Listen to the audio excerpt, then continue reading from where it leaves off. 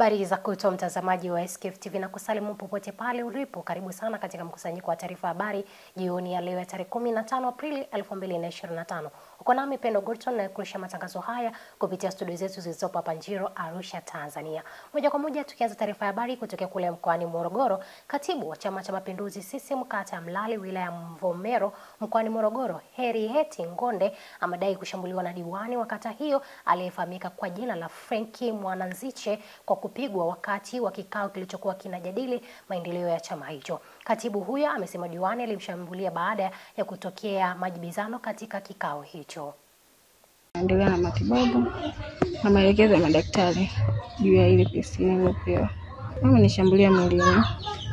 Lakini sababu za msingi ndio maana nikasema kuwa chama kina utaratibu wake, chama ndio kinafuatilia. Kwa siwezi kusema moja kwa moja sababu ya msingi. Ingawa sababu zipo. Mheshimiwa diwani wa kata. Ninaona kwa chama mimi ninachokitamani kuona sisi viongozi wa chama tupewe ushirikiano kwa kipindi hiki kigumu tunachoenda nacho.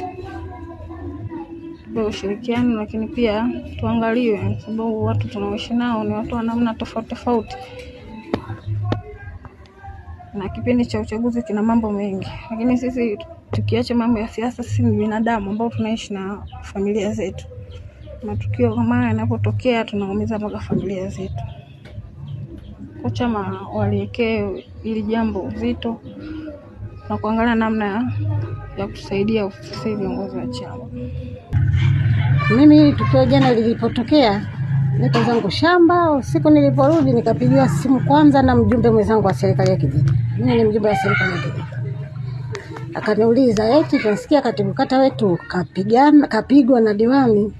Kamba sijui, hajaniambia. Basi nitamuuliza, akasema usimuulize labda tu ya watu. Nikamwambia basi kwa sababu mwanangu mimi nitamuuliza. Kabla sijampigia mtoto wangu akanipigia tena mzee mwingine, yani mzee tu wa mshauri wa kijiji. Na akaniuliza swala hilo la kupigwa kwa mtoto. Nikamwambia mimi sijui, labda nimuulize mwenyewe atakavyo niambia, basi nitajua kama ya ukweli au ya uongo. Nikampigia yeye mwenyewe, akawa ananijibu kiunyonge. Nikamwambia vipi, mbona ananijibu kiunyonge?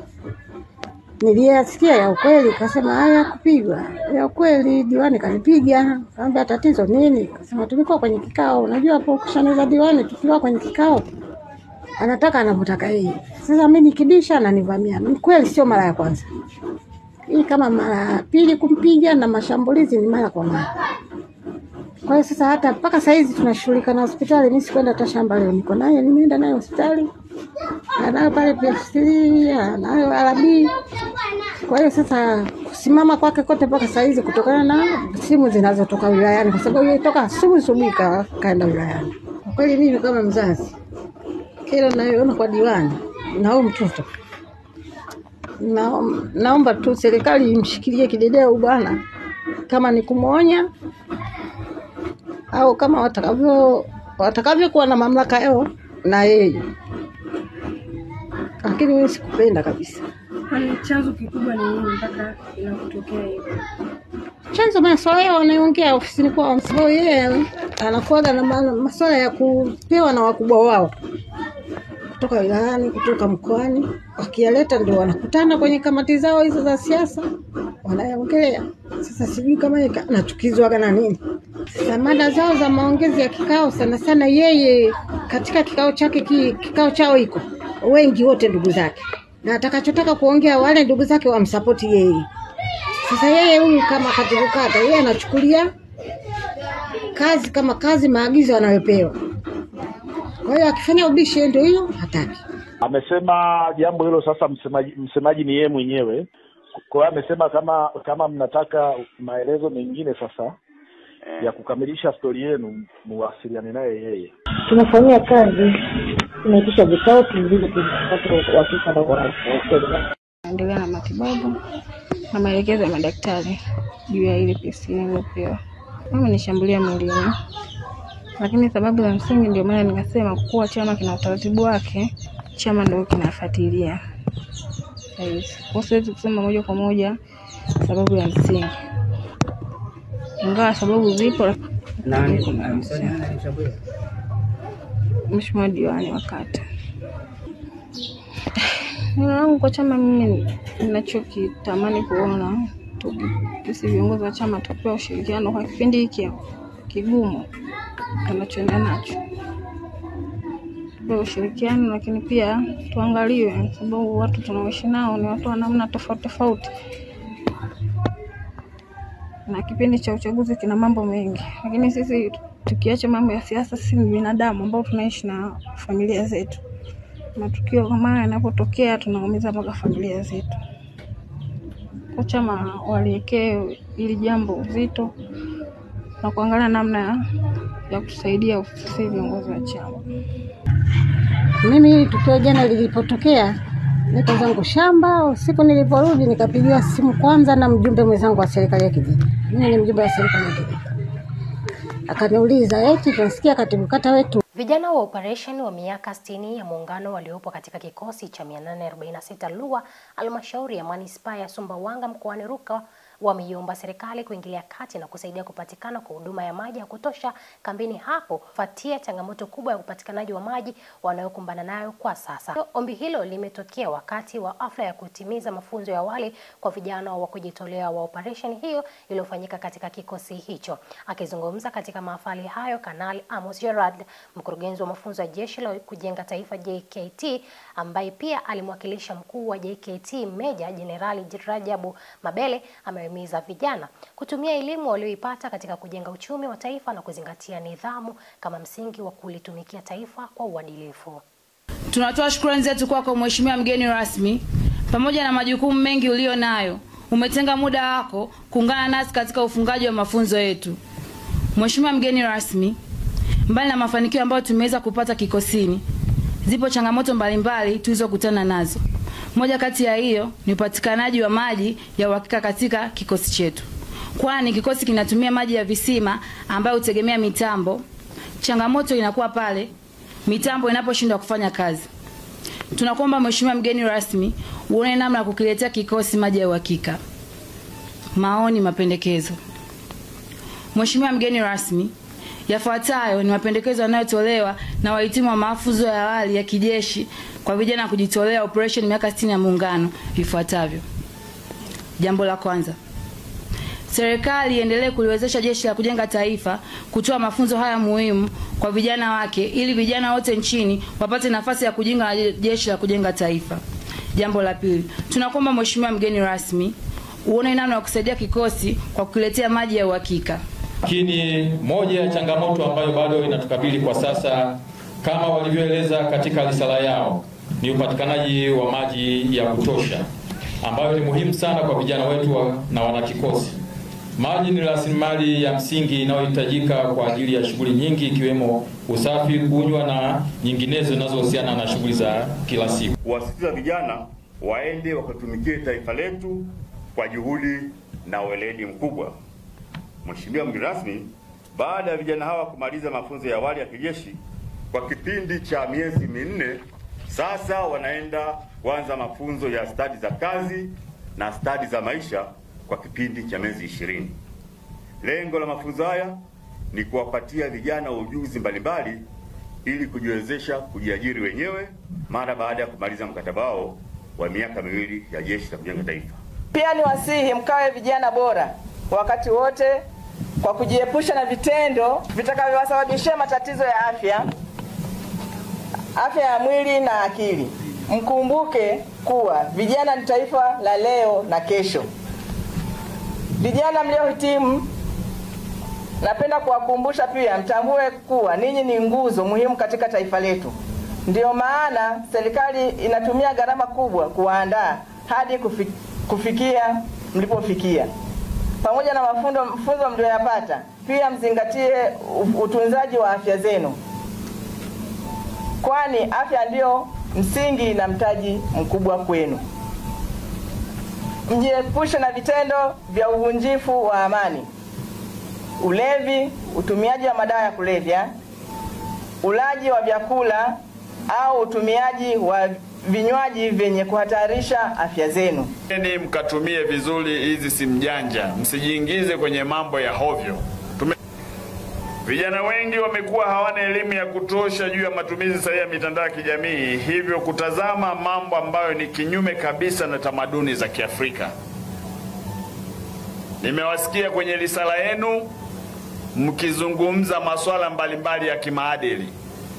Mmezungumza masuala ya ushoga, mmezungumza masuala ya mahusiano ya jinsia moja.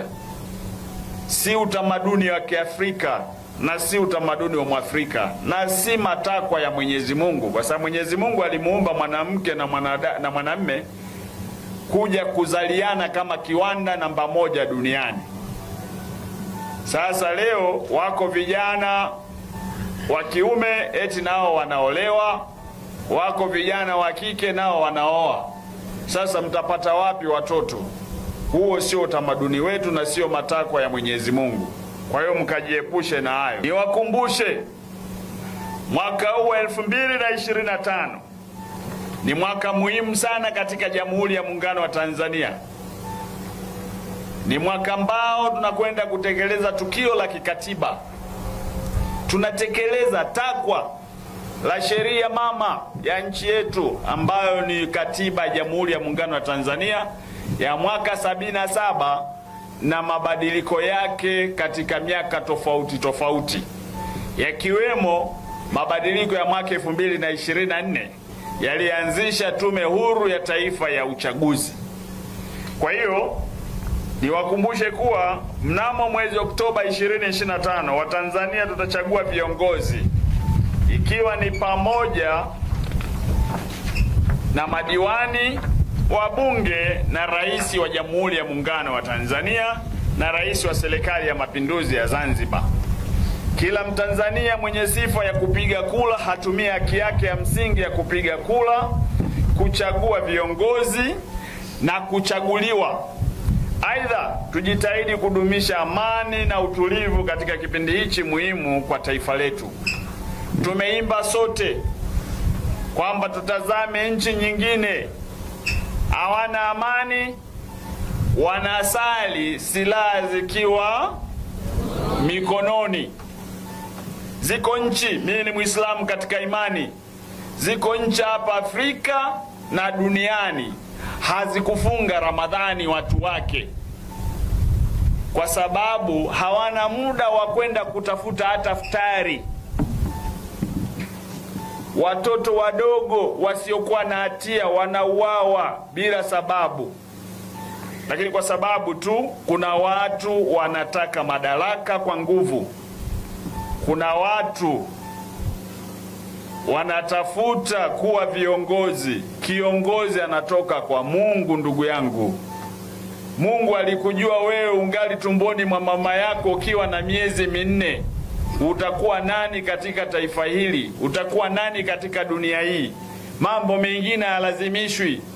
Kwa ni waase wa Tanzania wenzangu, tudumisha amani na utulivu katika kipindi hiki muhimu.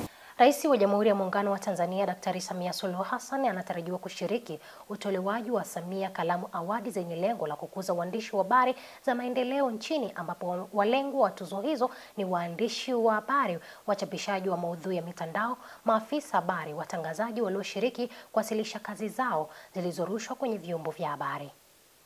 Cha waandishi wa habari wanawake Tanzania TAMWA kwa kushirikiana na Mamlaka ya Mawasiliano Tanzania TCRA, tunayo furaha kutangaza rasmi kufanyika kwa hafla ya utoaji wa tuzo za wanahabari zinazofahamika kama Samia Kalamu Awards.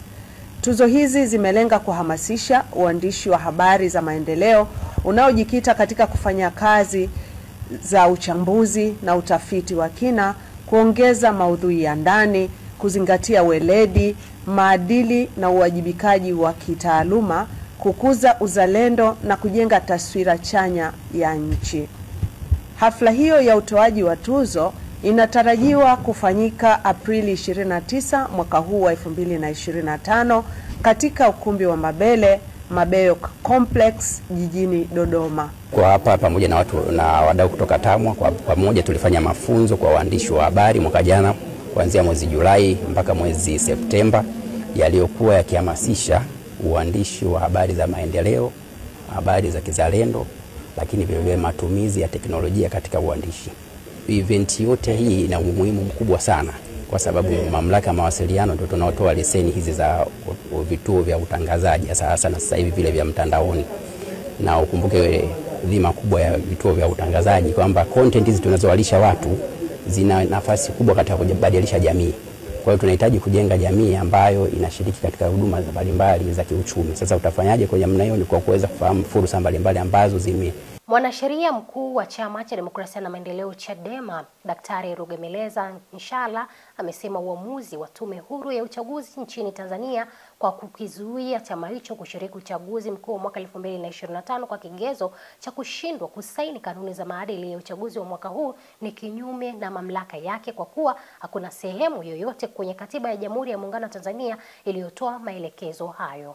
Tumekusanyika hapa kwa sababu moja kubwa, na hii inatokana na tamko la mkurugenzi wa Tume ya Taifa ya Uchaguzi, ndugu Ramadhani Kailima, aliyotoa mnamo tarehe 12 ya mwezi wa 4 mwaka 2025, akisema kwamba Tume ya Taifa ya Uchaguzi ilitengeneza kanuni za maadili ya uchaguzi na hizo kanuni kuzipeleka kwa vyama vya siasa kuanzia ule mwezi wa 3 na kurudisha maboresho ya mwisho mnamo huo mwezi wa 4 na mwezi tarehe 4 na mnamo tarehe 12 ya mwezi wa 4 mwaka 2022 ilitakiwa vyama vyote vya siasa vikutane pale Dodoma na kuweza kusaini hizo kanuni, kwani kanuni zinadaiwa kusainiwa na kila chama cha siasa ambacho kinataka kushiriki katika uchaguzi mkuu wa mwaka 2025 pamoja na chaguzi ndogo ndogo ambazo zitafanyika kuanzia kipindi hicho mpaka mwaka 2030. Chama cha Demokrasia na Maendeleo Chadema chenyewe akikusaini na akusaini kwa sababu kubwa za msingi ambazo zinaendana na mparaganyiko mkubwa wa sheria za uchaguzi za nchi yetu, sheria ambazo haziendani kwanza hata na katiba ya Jamhuri ya Muungano wa Tanzania kwa sehemu kubwa, na haziendani na msingi mkubwa wa dhana ya uchaguzi ambao ulio huru na wa haki. Na kama kuna kuwa na uchaguzi au mfumo wa uchaguzi ambao hautuletei uchaguzi ambao huru na wa haki, ni makosa makubwa ya katiba kwa chama chote kile cha kisiasa kushiriki katika uchaguzi huo. Serikali mkoani Mwanza imezindua mkakati maalum wa kuondoa watoto mitaani, huku ikiwaonya wazazi na walezi wanaowatelekeza watoto hao na kusema hatua za kisheria zitachukuliwa dhidi yao. Mkakati huo umezinduliwa na mkuu wa mkoa wa Mwanza Saidi Mtanda, ambaye amesema watahakikisha mkakati huo unatekelezwa kwenye wilaya 7 za mkoa huo kwa kuhakikisha watoto hao wanakabidhiwa kwenye familia zao. Watu wengi wanafikiri ukishazaa mtoto, ukishamwacha na zagaa ovyo, hakuna sheria inaweza kukubana wewe mzazi au mlezi. Sheria ipo. Sheria hii sura ya 13 inaeleza pia adhabu ambazo mzazi ambaye hatekelezi matunzo na ulinzi wa mtoto anaweza kuadhibiwa. Kwa hiyo maafisa ustawi wa jamii mko hapa, nendeni kashirikianeni na watendaji wa serikali wa ngazi mbalimbali ikiwemo jeshi la polisi, wazazi ambao wana tabia ya kuacha watoto wao bila ulinzi, bila usalama wao, bila matunzo yao, wafikishwe kwenye vyombo vya kisheria ili waadhibiwe kwa sababu wanafanya makosa. Na tukifanya hivyo tutapunguza pia wimbi la watoto wa mitaani.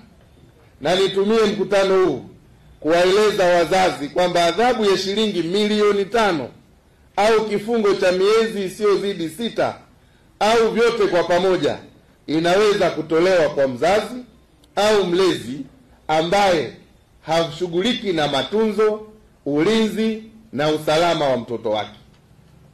Kwa hiyo wito wangu ni kuwakumbusha wazazi kufuatilia haya. Jina langu ni Baraka Makona, ni msimamizi wa huduma za ustawi wa jamii kwa mkoa wa Mwanza. Leo hii tunazindua mkakati wa kushughulikia tatizo la watoto wanaoishi na kufanya kazi mitaani kwa mkoa wa Mwanza.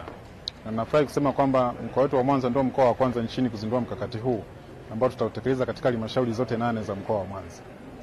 Lakini mkoa wetu ni mkoa wa pili kitaifa kuwa na idadi kubwa ya watoto wanaoishi na kufanya kazi mitaani. Kwa takwimu ambazo tunazo katika mwaka 2024 peke yake tumeshughulikia takribani watoto 2300. Sasa watoto hawa ni wengi, lakini kuanzia Januari mpaka Machi mwaka huu tumeshashughulikia na watoto 189 mpaka sasa. Na bado tumeendelea kitaifa kuwa na watoto hao wengi. Sasa uzinduzi wa mkakati huu utatusaidia sana katika kuhakikisha kwamba watoto hawa tunawapunguza kama sio kuondokana na tatizo hili kabisa. Na Rais wa Jamhuri ya Muungano wa Tanzania Daktari Samia Suluhu Hassan amemwagiza Waziri Mkuu Kassim Majaliwa kufika katika eneo la Somanga mkoani Lindi kufuatilia kukatika kwa mawasiliano kwenye daraja linalounganisha mikoa ya kusini kutokana na mvua kubwa zilizoendelea kunyesha. Hayo yamebainishwa leo Jumanne Aprili 15, 2025 na Katibu wa NEC Itikadi Uenezi na Mafunzo CCM Amos Makala alipokuwa akizungumza na wananchi wa Nanyamba mkoani Mtwara kiwa njiani kuelekea Tandahimba katika muendelezo wa ziara yake mkoani humo. Jambo lingine, kwa kuwa niko Mtwara na chama kilinituma wakati tumepata matatizo ya kukatika kwa barabara mawasiliano ya mikoa ya kusini, Dar es Salaam na Pwani, wabunge wa mikoa hii miwili akiwemo mbunge wenu walienda kumuona katibu mkuu wa Chama cha Mapinduzi. Ujenzi nilipita, niliwaelekeza, walikuwa site, walirejesha mawasiliano. Lakini pia nilieleza tuko katika kipindi kigumu, kipindi cha mafuriko, kipindi cha mvua. Tayari Dr. Samia Suluhu Hassan alishatoa fedha bilioni 100 kujenga madaraja hayo, na wakandarasi walikuwa site wanaendelea kujenga nguzo wakati mafuriko haya yanakuja. Bahati mbaya, jana usiku mvua zilinyesha nyingi sana. Maeneo mengine mawasiliano yalikatika kwa muda wa masaa, lakini asubuhi mawasiliano yamerejea na magari yameanza kupita. Ni watoe wasiwasi. Mwenyekiti wetu wa Chama cha Mapinduzi na Rais Dr. Samia Suluhu Hassan asubuhi ya leo amemwelekeza Waziri Mkuu Kassim Majaliwa kesho anatia timu pale ili kuhakikisha mawasiliano ya mikoa ya kusini yanarejea. Piga makofi kwa Dr. Samia Suluhu Hassan. Hii ndio dhana ya kwamba CCM ina wajibu na dhamana na wananchi wa Tanzania. Kila patakapotokea changamoto, serikali ya Chama cha Mapinduzi na Chama cha Mapinduzi kina dhamana na wajibu wa kushughulika na matatizo ya wananchi. Kwa hiyo ni watoe wasiwasi. Serikali chini ya uongozi wa Dr. Samia Suluhu Hassan unalitambua tatizo linaloendelea ambalo limesababishwa na mvua zinazoendelea. Jitihada zinafanyika na mawasiliano kati ya mikoa ya kusini, wananchi wataendelea kupata usafiri wakati serikali inajenga madaraja ya kudumu. Na nikimalizia taarifa habari jioni ya leo, Waziri wa Habari, Sanaa, Utamaduni na Michezo Profesa Paramagamba Kabudi amesema ukarabati unaendelea kwenye uwanja wa Benjamin Mkapa hausishi eneo la kuchezea pitch, ambapo umeweka wazi kuwa eneo hilo alitafanyiwa marekebisho baada ya michuano ya CHAN inayotarajiwa kufanyika nchini mwezi Agosti mwaka huu. Waziri Kabudi amesema hayo wakati akielezea mafanikio ya serikali ya awamu ya 6 katika kipindi cha miaka 4, ambapo ameweka wazi kuwa ukarabati wa uwanja huu unatarajiwa kukamilika mwishoni mwa mwezi Aprili. Na tumetengeneza mambo yote, mtaona majukwaa na hata nyinyi waandishi wa habari wakati wa CHAN safari mtakuwa na mahali pazuri kabisa pa kufanyia kazi zenu. Na wapiga picha mtakuwa na mahali pazuri kabisa pa kuweka kamera zenu. Sehemu ya kuweka vifaa vingi sana. Tumejenga ile nani mpya ile screen ile kubwa kabisa. Lakini pitch haikuwemo, na pitch itafanywa kazi baada ya CHAN. Changamoto iliyotupata siku ile ilitokana na mvua kubwa ambazo zilinyesha kwa takriban saa 2. Na mvua ilipokoma baada ya nusu saa mechi ikachezwa. Kwa hali hiyo ikaleta changamoto ya uwanja. Na ndio maana wizara yenyewe hata kabla ya mtu mwingine yoyote kusema itangaza kuufunga ule uwanja ili tuweze kupitia tena na kufanyia marekebisho ambayo yatatuwezesha, ndio maana tumeufunga kutuwezesha kuendelea na mashindano haya ya sasa mpaka CHAN. Lakini baada ya CHAN ule uwanja ile pitch tumeshamaliza uwanja ile pitch tutaondoa tena na kutengeneza pitch nyingine kwa ajili ya AFCON. Na huo ni mwisho wetu wa taarifa ya habari, mtazamaji wa SQF TV. Ni kushukuru sana kutenga muda wako wa thamani kutazama taarifa hizi za habari. Natumaini pia umeelimika, lakini pia umehabarika. Zaidi ya yote nizidi kukukumbusha tarehe 12 hadi tarehe 16 Mei kambi yetu ya matibabu inatoka katika hospitali ya Malolo pale Tabora. Ukisikia taarifa hii mjuze na mwingine. Ni upasuaji wa mdomo wazi ambao unafanyika bure kabisa. Kwa niaba ya wale wote walioshiriki kuandaa matangazo haya, mimi hapa ninaitwa Pendo Gote. Endelea kutufuatilia katika mitandao yetu ya kijamii Facebook, Instagram, mtandao wa X, lakini pia kusubscribe pamoja na kulike. Nikutakie jioni njema.